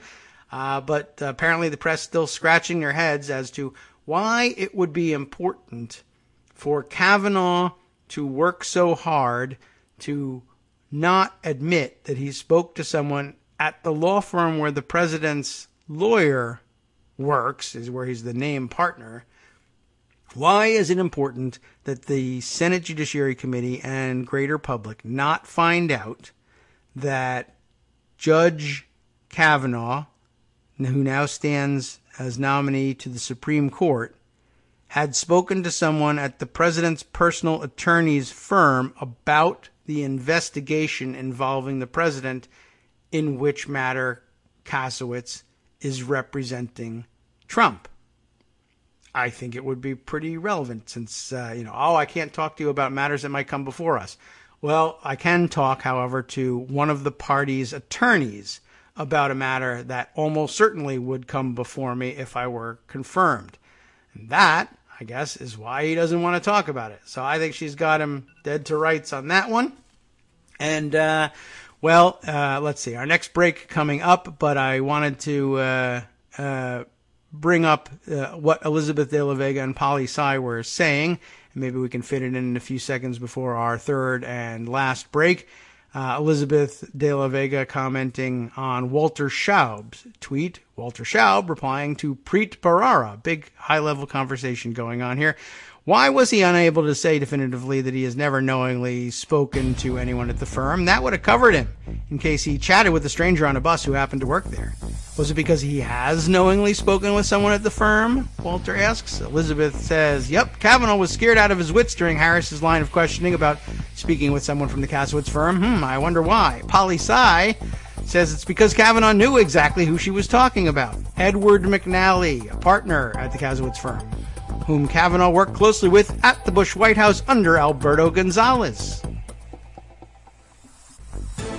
Hi, it's me, David Waldman, your host for Kagro in the Morning, interrupting this little break to say thanks so much to all of you who are contributing supporters of Kagro in the Morning.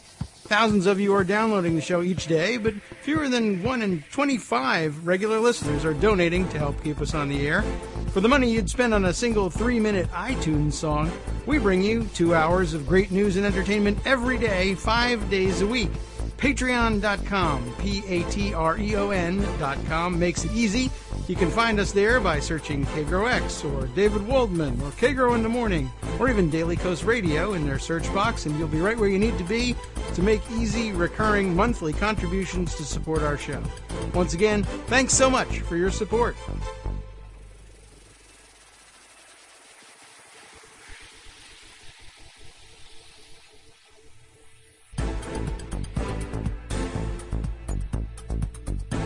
Welcome back now to the Kagro in the Morning Show here on Netroots Radio. Just in time before the music ends. Let's continue with this line of thinking from Polly Sy. Unverified at this point, but there's an awful lot of interesting connections offered up here, and some published and some published, some not.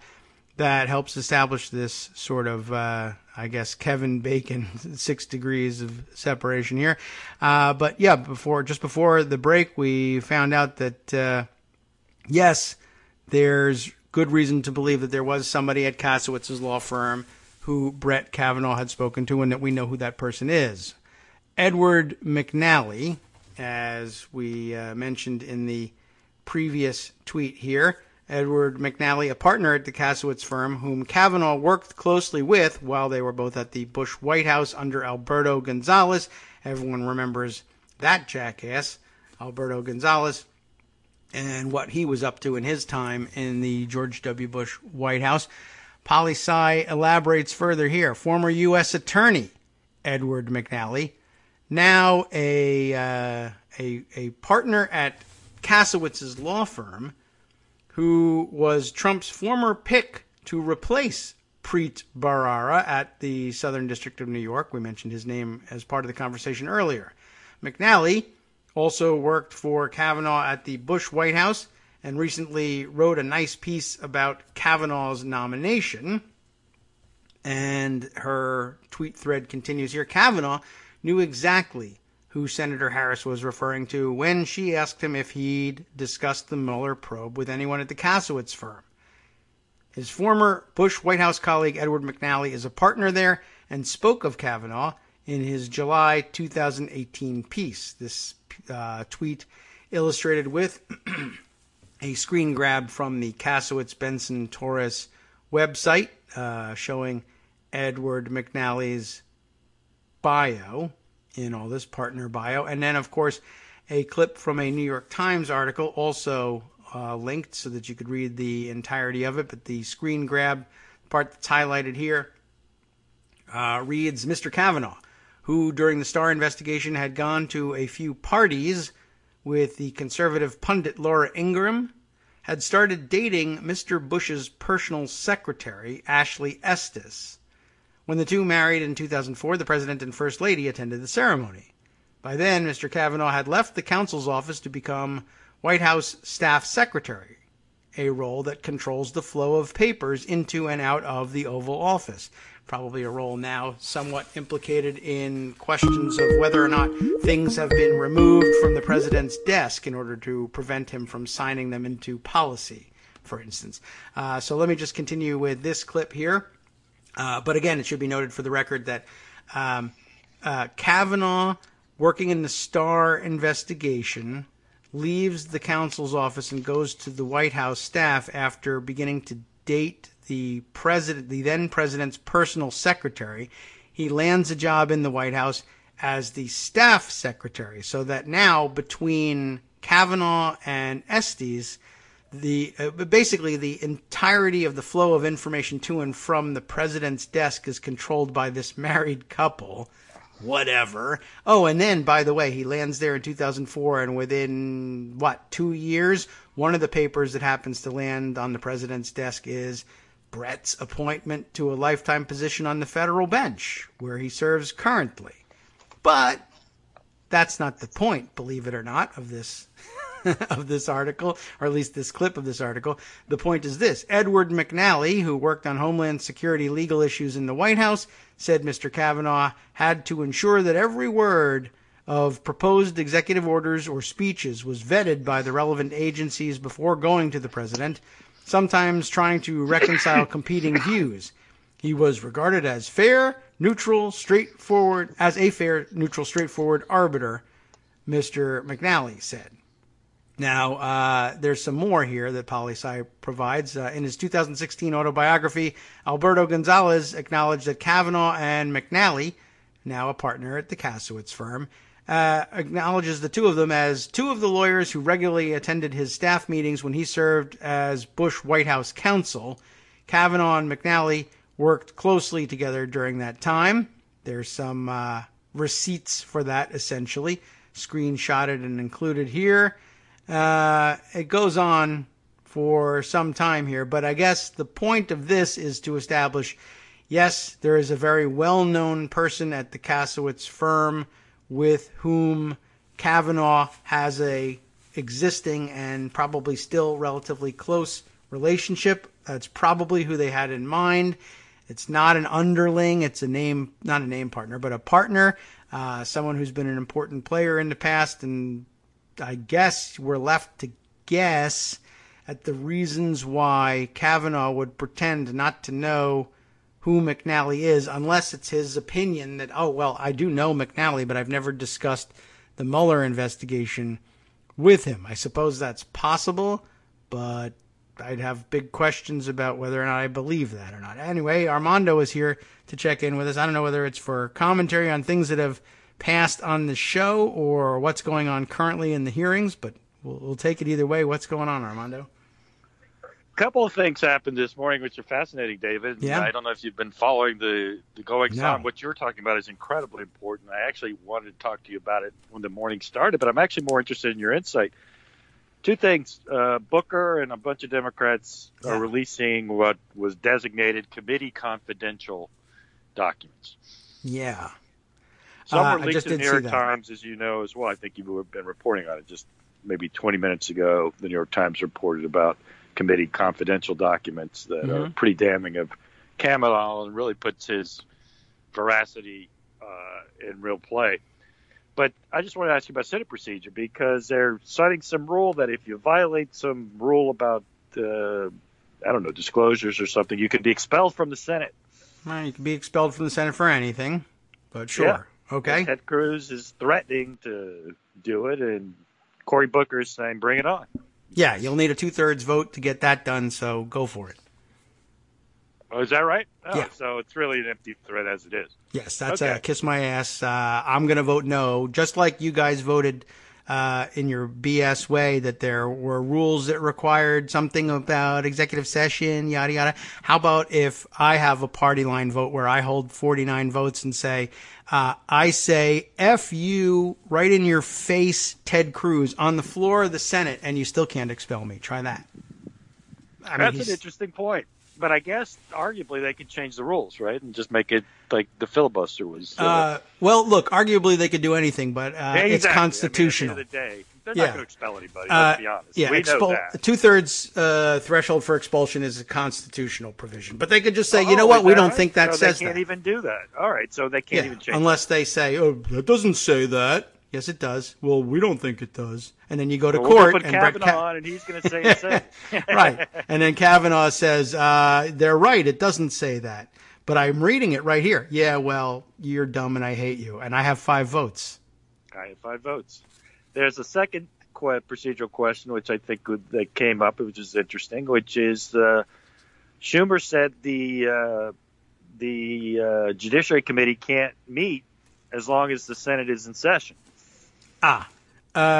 Yes, after, I think, noon or something like that. So standing Senate rules are that committees cannot meet while the Senate is in session except by unanimous consent, or I guess they could probably, I suppose they could offer up a resolution allowing the committee to meet notwithstanding the Senate rules and pass it by majority vote. They could try that.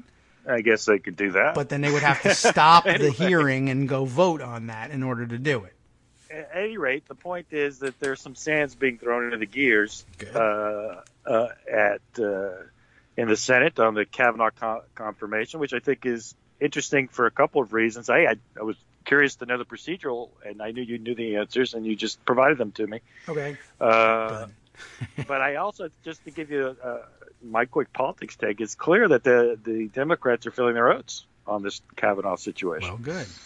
Yeah, they got them on a number of very interesting substantive points yesterday that had nothing to do necessarily with Kavanaugh's ideology or judicial approach, but just were damning because they're so closely related to things that are hot and in the news right now. Like, we couldn't come up with something more intriguing than the possibility that Brett Kavanaugh has been at the center of the long-standing, decades-old now, Republican practice of infiltrating Democratic servers to steal strategy memos and emails. That was a big one, wasn't it? He lied about it, too. Yeah. Well, man. Hey, he lied about a few other things, it turns out. It's a good idea. He testified in 2006 he wasn't involved in the preparation of a judicial nominee. They've now released emails that show that's just flat-out lie. I mean, what did they think he was doing there? I don't know. I don't know why he even lied about it. I don't know either. He's supposed to help them.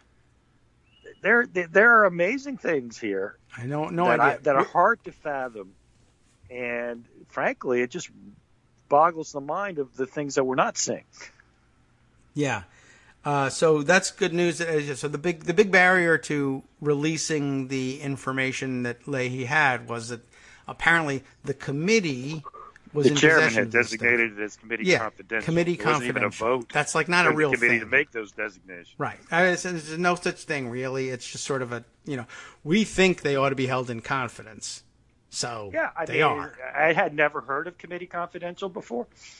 But I, being naive, thought, okay, that must be a thing. And what he's talking about here, what the committee will not release is, among other things, I'm sure, it would include the report, the conclusion of the Senate, and I think there was even an FBI investigation that went along with it, into, hey, who hacked the Democratic servers and stole all this stuff? And then they amassed all the evidence.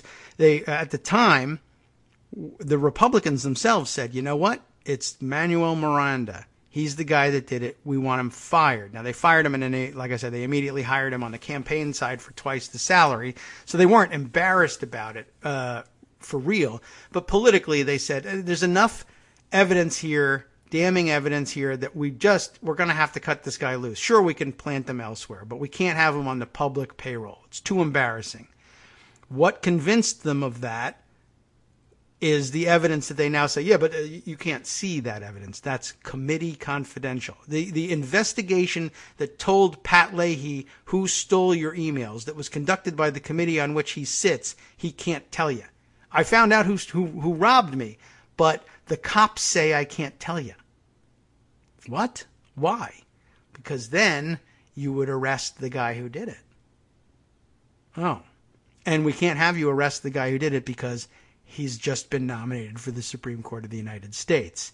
And if we told you that, then we would really, really be embarrassed. We would have that weird heartbeat flush in the face feeling when we had to cast our vote to confirm him to the Supreme Court, saying, everybody's seeing me on TV doing this. I'm so embarrassed. He's a criminal. Why am I making him a Supreme Court justice? Well, I have to, because what?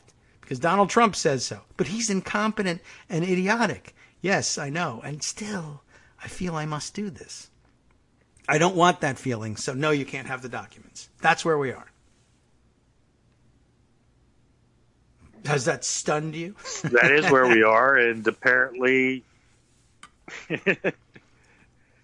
Right. So Cory Booker, I understand, Axios is reporting, Cory Booker says he will release that information. He will release those documents, saying, I come from a long line of understanding the consequences of civil disobedience. I understand that the penalty comes with potential ousting from the Senate. Of course, I imagine if he's ousted from the Senate, the Democratic governor of New Jersey says, I will replace you. I mean, he won't be ousted because you'll need a 2/3 vote. Although it would be fun to say, you know what? Yeah, sure. We'll abstain from the vote. You'll oust him with 2/3 vote of those present and voting because it'll be all Republicans. And the Democratic governor of New Jersey will say, I nominate Cory Booker to the United States Senate. That's absolutely true. Wow. So, how about that? Try that one. I guess they could try and expel him again, but then the Democrats would show up for the vote and say, nope. That is funny. Anyway, it was interesting drama. Yeah. Grassley cut off debate. He said it's over by the rule of whatever rule the rule of Grassley, I guess. The rule of this gavel. And now he's asking, they're asking Kavanaugh more questions. Nice because, well, there was lots of questions to ask. The amazing thing, of course, is I thought one of the most remarkable in the shamelessness of its speeches was by, I believe it was Mike Lee. Like, no, we can work through these processes. So the hearing ends today. How can we work through them? That's why we said adjourn and let's work out the documented issues and we can come back next week. Yeah. But no. Okay. We have 400,000 documents, more than ever in the history of documents. And we all read them one night, by the way. That was the other thing they said. Apparently, reading 10,000 pages an hour or something. They love page numbers. There was a guy who ran for president, said his platform was there was going to be low page numbers in all bills. Page numbers is everything to them. Yes. So anyway, you had a little drama, a little Senate procedure, and Chuck Schumer throwing some sand in the gears. So it'll be interesting to see. The article you were talking about, if I could go back to that, which is about Kamala Harris's questions, which, there's the questions I believe were fine in my view. I know that the Mike Lee said, how could he remember this and how could he remember that? And I'm like, I don't know how he could not remember, but okay. Yeah. But whether he remembered or not, the question is legitimate and relevant because for two reasons. First, he sits on the circuit court that might hear Mueller investigation matters anyway. Sure. So what is he doing talking to anybody about it other than, say, his wife or, a close friend or something like that? Mm-hmm. But the idea that he doesn't know who he was talking to about it, I don't know. It's almost just it's remarkable. I might have, talked to everybody about it. Yeah, I don't know who I was talking to. Sure, right. I said that it was a witch hunt. Yes. But, I don't know who that guy was. Now, if that was all he said, I would say I could imagine him doing it. He shouldn't have, but I can imagine him doing it and it not being terribly damaging substantively. A guy on the bus heard Kavanaugh say he thought it was a witch hunt. He probably does think that, and everybody knows it. But, he doesn't waste his time telling people on the bus these things. Well, no, and I just think there's the juxtaposition of his refusal to answer. Right. I can't tell a senator because that would be bad. But a guy on a bus. Right. I can't tell a senator about what I think about United States v. Nixon. Yes. This rarefied place, the United States Senate, where everything is a secret from these guys. There's committee confidential things. It's your own report. It's about your own stolen property, but you can't talk about it. And also, I'm not going to tell you what I think about things that I talk about with people on the bus. All right.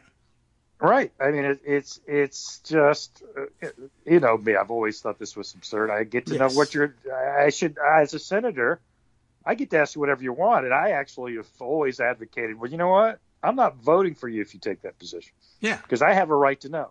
My position is this. This is my norm. If you don't tell me how you're going to vote on things, I'm not voting for you.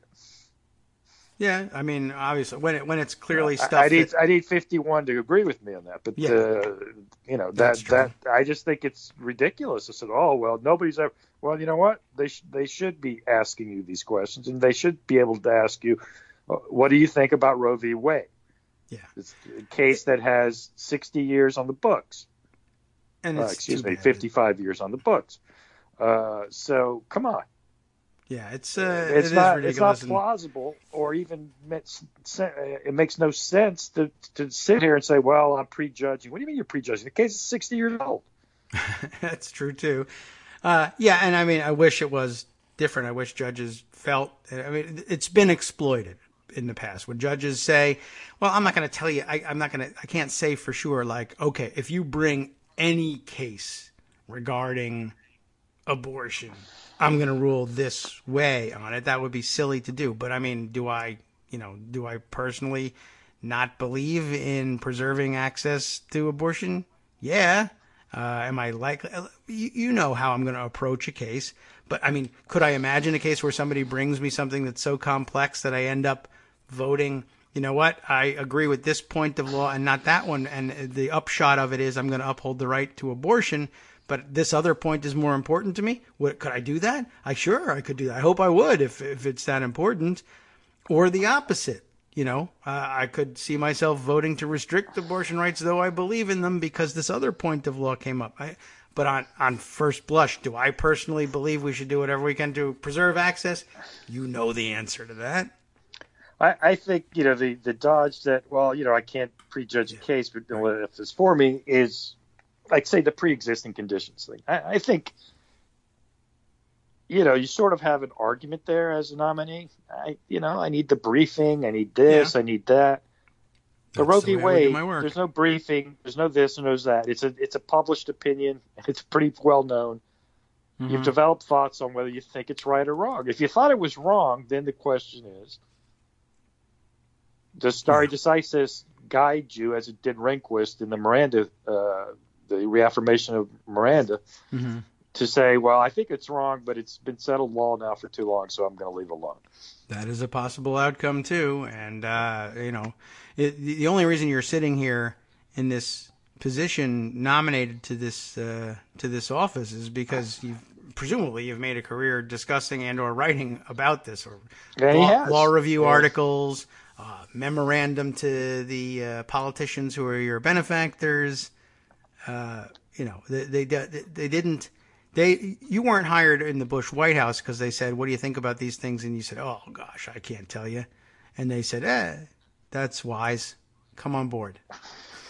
Yeah. This was the same White House that was grilling U.S. attorneys over their political habits and behaviors and beliefs in order to put them in office. We're not going to keep you in office as U.S. attorney unless you prosecute what amounts to fraudulent voter fraud cases so that we can suppress the black vote in swing states. Are you with us?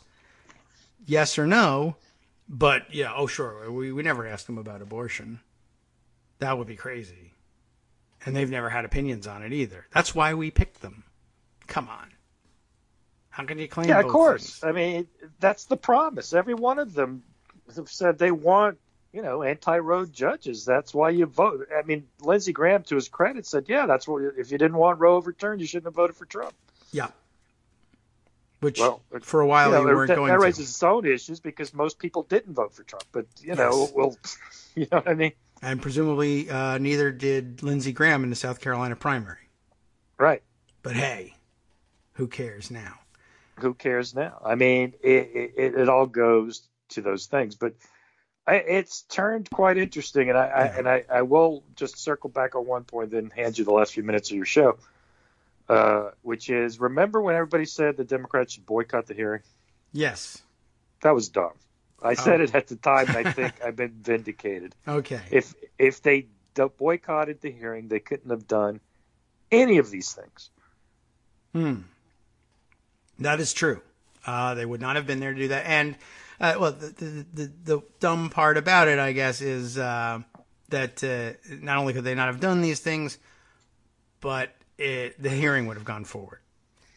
So, I mean, it only makes sense if you think the Republicans would have said, man, we better honor these rules, and that means, gosh, I guess no Supreme Court seat for Brett Kavanaugh after all. Although we've sat by idly during all this Trump craziness because it's all about the judges. But I guess it's not. Never mind. So they would not have done that, and that would have been it. So, all right, they have to be there. They might as well make use of their time. This is interesting, too. I now see that Booker, I guess he's got his back up about one of the memos in particular. I guess but he might as well, I don't know. I guess he's not yet threatening to dump them all, but I guess just one or two that he is interested in particular, including a racial profiling email. And I guess he thinks it's important enough. Kavanaugh must have said something in email about racial profiling that is contentious and controversial and or racist enough that he's willing to risk expulsion to let everybody know it. And I don't have reason to doubt that he's got that. So, okay. Be interested to see what it is. So I don't think I don't think there's a huge risk for him, though. We'll see. It would be make for a fun play. But essentially, Democrats just would come out and say, yeah, I vote no on expulsion. And, all it would take would be 41 out of the 49 Democrats / independents saying, I oppose this expulsion, that it becomes a dead issue.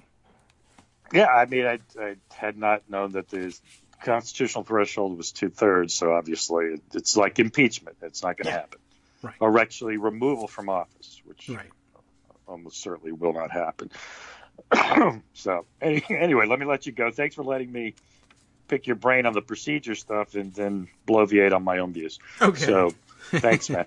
Well, talk to you later. Thank you. And all right, let's use up the last couple of minutes here. I'll see if I can find.